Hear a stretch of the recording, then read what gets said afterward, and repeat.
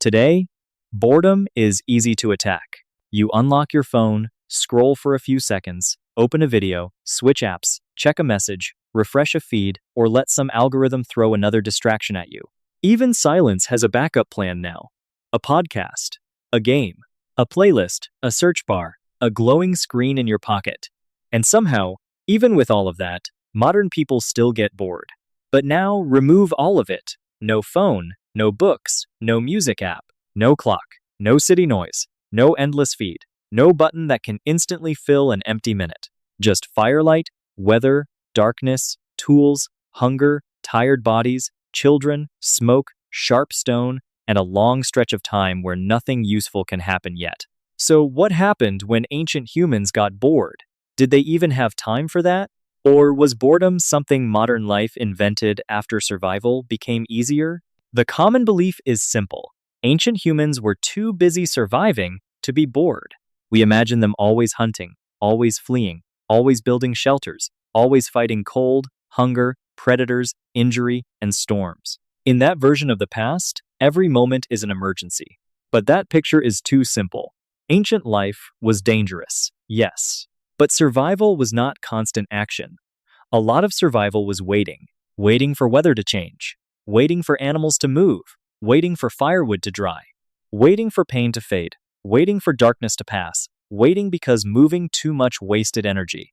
And that is where boredom becomes dangerous. Not because boredom itself kills, but because a restless human mind still wants to act, and in the ancient world, acting at the wrong time could waste calories, break tools, start conflict, expose children to danger, or turn a small mistake into tomorrow's crisis.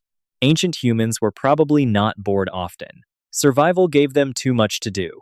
But when boredom did appear, it usually meant something uncomfortable. The group was trapped, delayed, forced to stay still, blocked by rain, darkness, injury, hunger, or danger.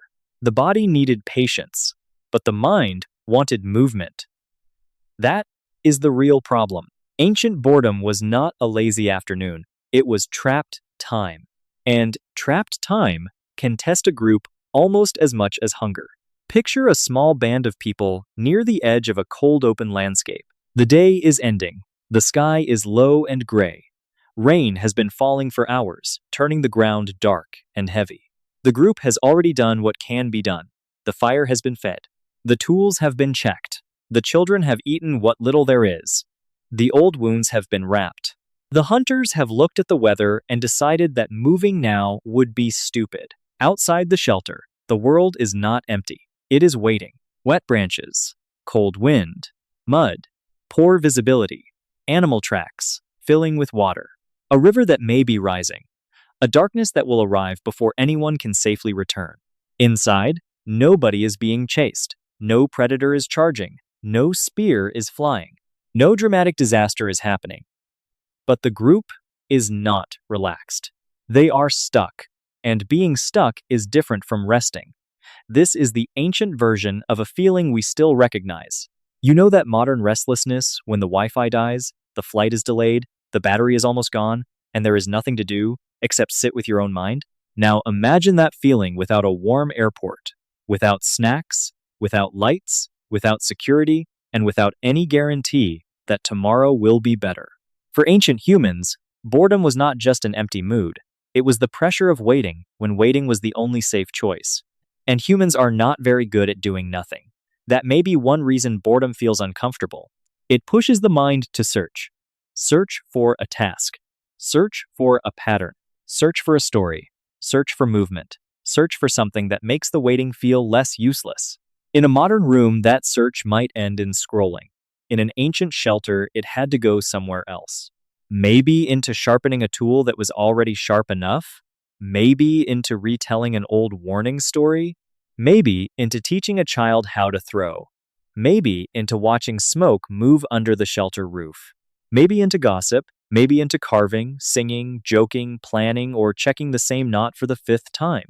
Which sounds harmless until you remember the other possibility. Today, boredom might make you open another app. For them, boredom could make someone step outside at the wrong time. A restless person could wander too far. A bored child could drift toward fire, water, or sharp stone. A frustrated adult could start an argument. A young hunter could waste energy trying to prove courage at the wrong time. Someone could step outside because doing nothing felt worse than doing something stupid. Boredom did not kill directly, but it could invite the kind of mistake that did. That is why the real question is not just whether ancient humans got bored. The real question is how they controlled boredom before it turned into risk. The strange thing is that ancient boredom may have appeared most sharply when action was blocked. That makes it very different from modern boredom. Today, boredom often comes from having too many options and still wanting something better. You can have food in the kitchen, light in the room, a bed nearby, a screen full of entertainment, and still feel restless. Modern boredom often asks, "What should I do next?" Ancient boredom could ask a harsher question. What if there is nothing safe to do next? That difference matters, because in a survival world, not every action is useful. Walking burns energy. Hunting risks injury. Exploring risks getting lost. Arguments can damage trust. Breaking a tool can cost hours of work.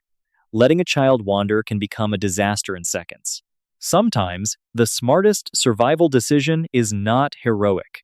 It is staying still. Not moving, not chasing, not wasting strength, not leaving shelter, not turning impatience into danger. But staying still is hard for a restless mind. Imagine the group trapped by rain for several days. At first, there is work. Someone adjusts the shelter. Someone moves wet wood closer to the fire. Someone checks the food. Someone cleans a wound. Someone scrapes a hide. Someone tries to keep smoke from building up. But after enough hours, the tasks shrink. The same fire, the same wet smell, the same tired faces. The same children asking with their bodies for movement. The same adults pretending not to be irritated. Outside, the rain keeps falling. Inside, the group waits. This is where ancient boredom becomes a management problem. Not entertainment, management. Manage energy, manage children, manage anger, manage fear. Manage the urge to do something just because waiting feels unbearable. A modern person can be bored and make a bad online purchase. An ancient person could be bored and waste the calories needed for tomorrow. That sounds simple, but calories were not just food.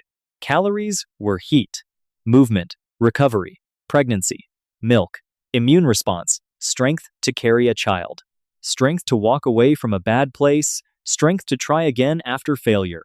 So, a pointless trip was not just pointless, it was costly. A young hunter who walked out into bad weather because he wanted to feel useful might come back tired, wet, injured, or not at all.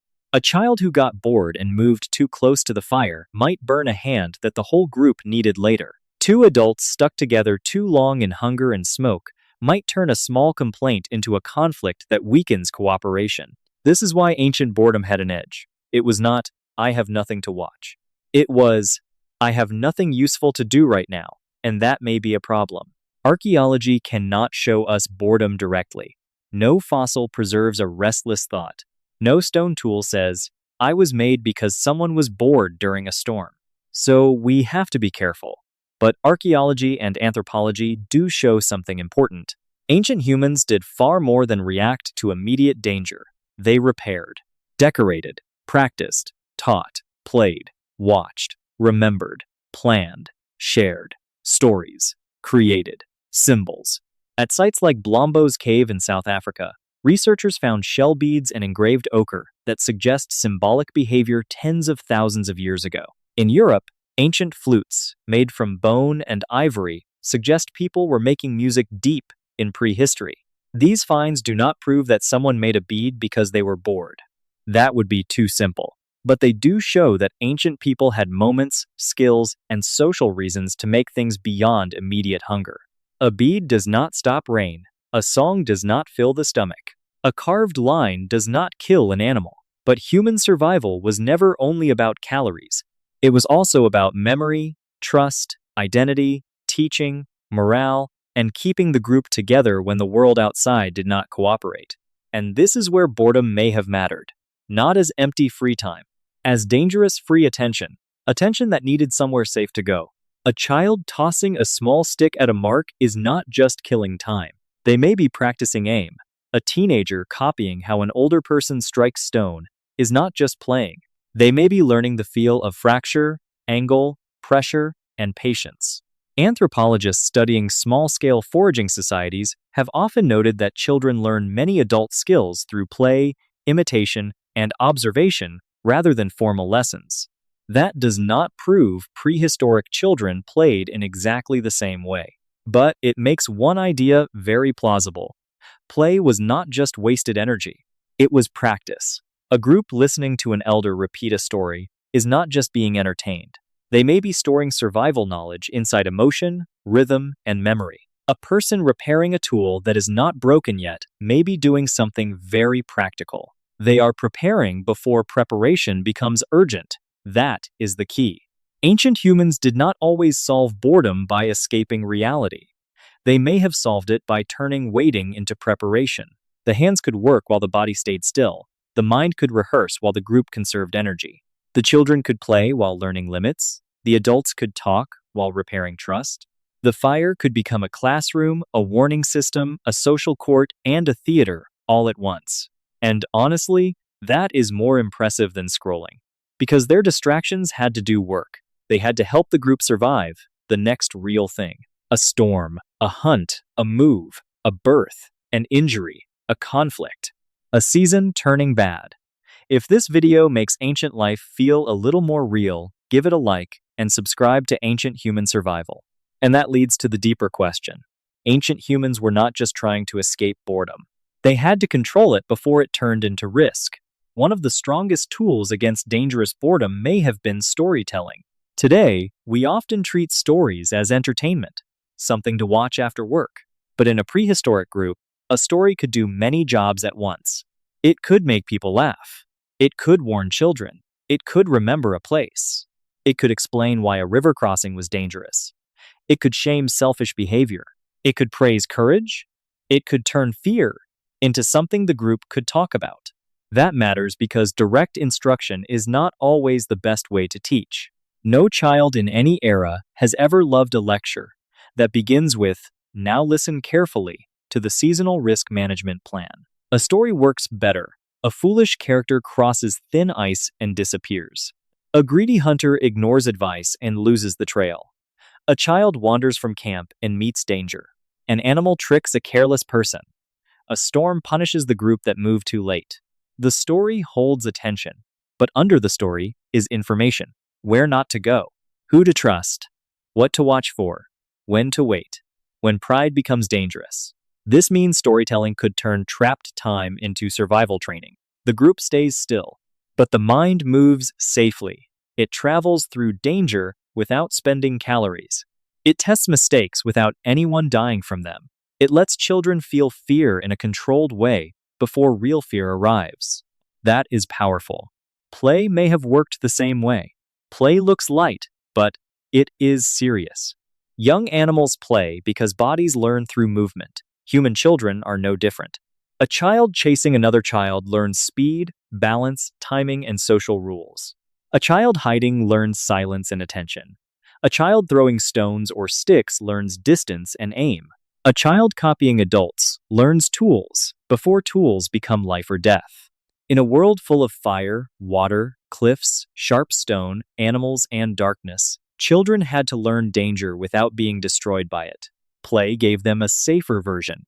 But play also had to be controlled. Too little movement, and children become restless. Too much freedom, and they drift into danger. So ancient boredom was not just an adult problem. It was a group problem. How do you keep children active enough to learn, but still close enough to survive? How do you let young people practice courage without letting them confuse courage with stupidity? How do you turn restless energy into skill? The answer was probably not one single thing. It was a web of small controls. Games, stories, imitation, correction. Jokes, chores, watchful adults, older children guiding younger ones. Simple tasks that gave the body something to do. A child near the fire might be given a stick, not just to play, but to aim at a mark. A teenager might be told to fix a cord, sharpen an edge, or watch the entrance. A bored adult might retell a story, repair a tool, soften a hide, check a spear shaft, or examine a blade. The point was not to fill time randomly. The point was to keep dangerous restlessness from spreading. Because restlessness spreads. And in a small group, one person's restlessness was never just one person's problem. One bored child becomes noise. One irritated adult becomes tension. One risky choice becomes a problem for everyone. The danger was not always outside the shelter. Sometimes, it was sitting beside the fire. That is why gossip deserves more respect in this story. Today, gossip sounds small, petty, maybe embarrassing. But in a small group, knowing people is survival information. Who shared food? Who lied? Who helped when someone was hurt? Who took more than they gave?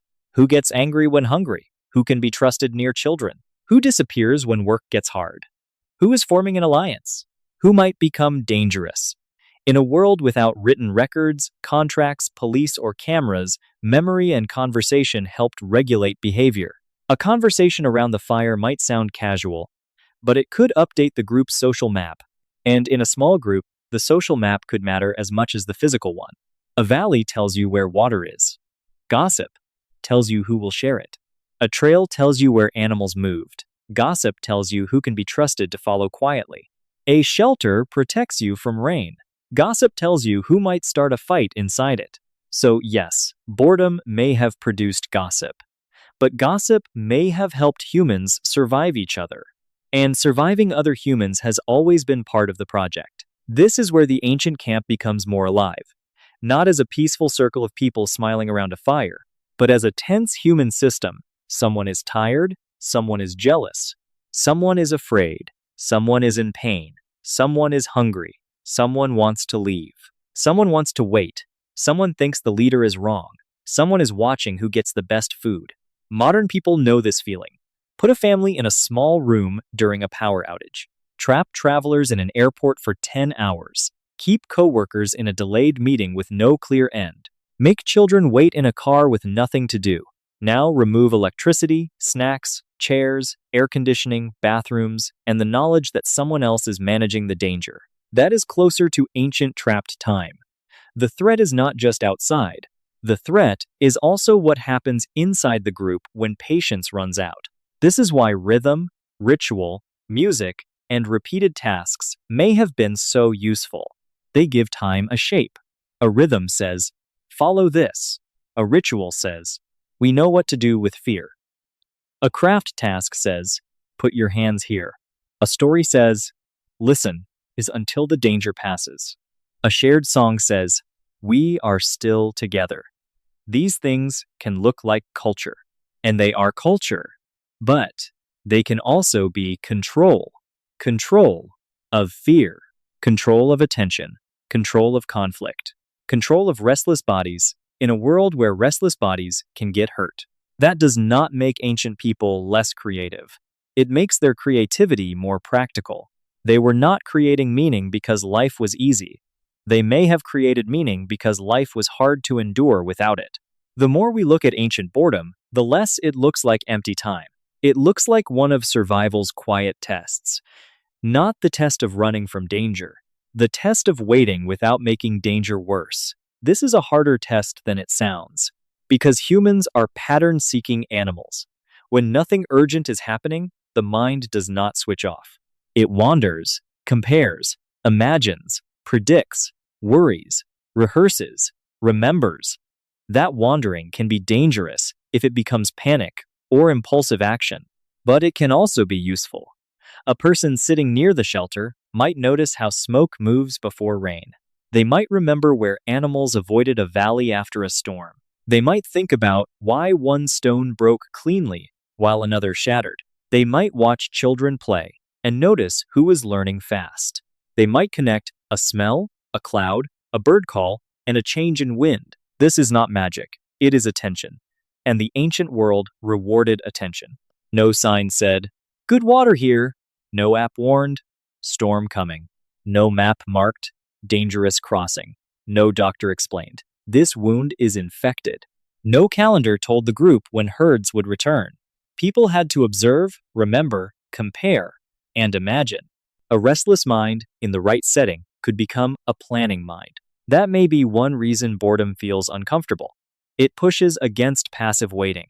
It says, find something. For ancient humans, that something might become a joke, a song, a story, a tool repair, a warning, a game, a symbol, or a plan. But the group had to guide it, because unguided restlessness could become risk.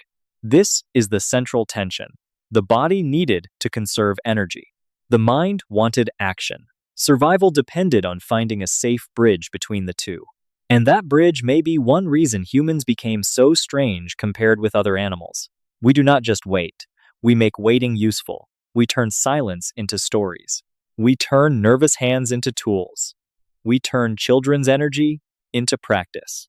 We turn fear into ritual. We turn social tension into conversation. We turn memory into warning. We turn repeated evenings into culture. Again, this does not mean every bead, song, story, or game began because someone was bored. That would be too neat. But boredom may have created pressure. A quiet pressure. The kind that appears when nothing can be done yet, but the mind refuses to be empty. And over many generations, that pressure could make certain behaviors valuable. Groups that told better stories may have taught better. Groups that played better may have trained children better. Groups that shared information better may have avoided conflict better. Groups that used ritual better may have handled fear better. Groups that turned waiting into preparation may have survived uncertainty better. That is the survival angle. Not boredom as a luxury, boredom as a problem groups had to manage. And this problem did not vanish. It is still with us. Modern boredom also pushes people toward action. We reach for phones, we snack, we argue online, we buy things, we start drama. We look for stimulation, even when stimulation does not help. The difference is that modern boredom is surrounded by safety nets. Ancient boredom was not. A modern mistake might waste an evening. An ancient mistake might waste the energy needed to survive cold, hunger, injury, or distance. So when we ask, did ancient humans get bored? The answer is probably yes, in some form. But not usually in the lazy modern sense. They were not bored because life was easy. They were bored in the pauses they could not escape. When rain kept falling, when darkness made movement dangerous, when food was low but hunting was too risky, when an injury forced stillness, when children needed movement but the group needed quiet, when the safest choice was waiting, and waiting became hard. That kind of boredom had teeth. It was not relaxation. It was pressure. And ancient humans did not simply kill boredom. They controlled it. Control the hands. Control the children. Control the story. Control the group. Control the restless mind until action was safe again. That is why ancient boredom mattered. It was not the absence of survival. It lived inside survival. Because survival was never only about reacting to danger. It was also about what people did when danger paused. In those pauses, they watched. They repaired. They taught. They argued. They made peace. They planned. They imagined. And from the outside, it may have looked like nothing was happening. But inside that nothing, human survival was still working.